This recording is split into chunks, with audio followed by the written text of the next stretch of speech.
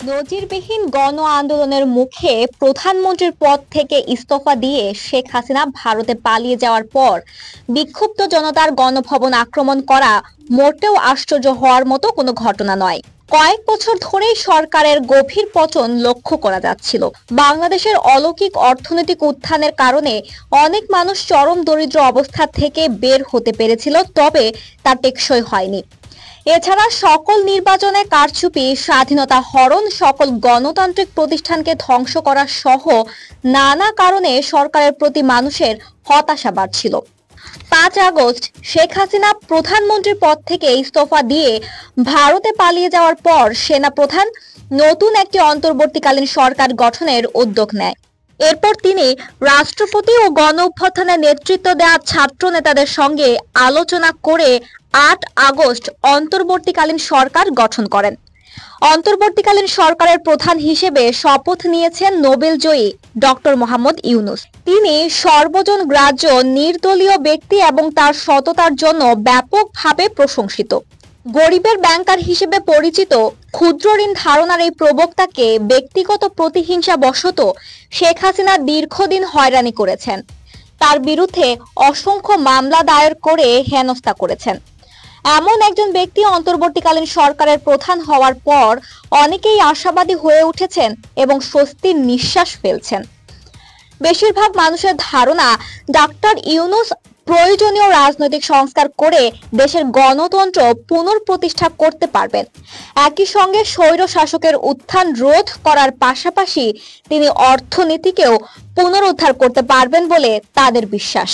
যদিও এটি একটি বিশাল চ্যালেঞ্জ, তবে তার উপদেষ্টা পরিষদে বিচিত্র অভিজ্ঞতা সম্পন্ন ব্যক্তিদের সমন্বয় ঘটায় ছাত্র জনতা সহ বেশিরভাগ মানুষ আশাবাদী।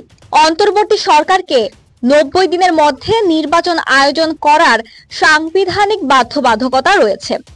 তবে বর্তমান অন্তর্বর্তীকালীন সরকারের প্রতি মানুষের প্রত্যাশা ব্যাপক। সেসব প্রত্যাশা পূরণ করতে হলে 84 বছর বয়সী ইউনূসকে সংবিধান সংশোধন থেকে শুরু করে রাজনৈতিক ও অর্থনৈতিক ক্ষেত্রে বড় বড় পরিবর্তন আনতে হবে। এখন পর্যন্ত মনে হচ্ছে ইউনূস সরকার সম্ভবত 1 থেকে 2 বছর দায়িত্ব পালন করবেন। সন্দেহ নেই যে ডক্টর ইউনূস বিএনপি ও আওয়ামী লীগকে নিয়ন্ত্রণে রাখতে বহুমুখী চ্যালেঞ্জের মুখোমুখি হবেন। ডক্টর ইউনূসের এখন প্রধান কাজ হবে আইনের শাসন পুনঃপ্রতিষ্ঠা করা এবং সংখ্যালঘু হিন্দু সহ আরো যারা আক্রান্ত হচ্ছে তাদের রক্ষা করা। এদিকে বাংলাদেশের আন্তর্জাতিক অংশীদারেরা দেশের এই পরিবর্তনকে স্বাগত জানাচ্ছেন এবং হত্যা সন্ত্রাস প্রতিরোধের আহ্বান জানাচ্ছেন। বাংলাদেশের সরকার অবকাঠামোর আকস্মিক এই পরিবর্তনে সন্দেহাতীতভাবে সবচেয়ে বেশি ঝাঁকুনি খেয়েছে প্রতিবেশী দেশ ভারত। গত 15 বছর শাসনামলে শেখ হাসিনার সবচেয়ে শক্তিশালী সমর্থক ছিল ভারত। গণ অভ্যুত্থানের পর প্রাণ বাঁচাতে শেখ হাসিনা সেই ভারতে গিয়েই আশ্রয় নিয়েছেন। অনেক ভারতীয় বিশ্লেষক শেখ হাসিনার পতনের জন্য বিদেশি শক্তির হস্তক্ষেপকে দায়ী করেছেন। কেউ কেউ স্পষ্টভাবেই বলেছেন ভূ রাজনৈতিক কারণে যুক্তরাষ্ট্র এই গণ অভ্যুত্থান ঘটিয়েছে।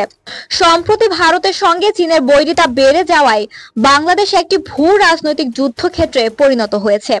এতদিন পশ্চিমা দেশগুলো ঢাকার সঙ্গে কূটনৈতিক সম্পর্ক বজায় রেখে হাসিনা সরকারের গণতান্ত্রিক ত্রুটি, দুর্নীতি এবং মানবাধিকার লঙ্ঘনের দিকে নজর দিয়েছিল।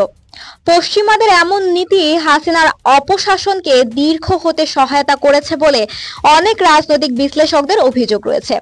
এসব দিক বিবেচনায় রেখে ইউনূসের নেতৃত্বাধীন সরকারকে নতুন আঙ্গিকে কূটনৈতিক সম্পর্ক স্থাপন করতে হবে।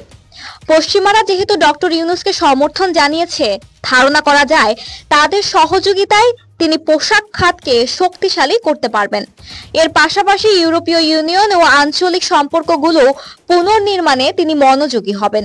চীন ও জাপানের মতো বড় দাতা দেশগুলোর সঙ্গেও নতুন করে সম্পর্ক উন্নয়নে মনোযোগ দিতে হবে তাকে।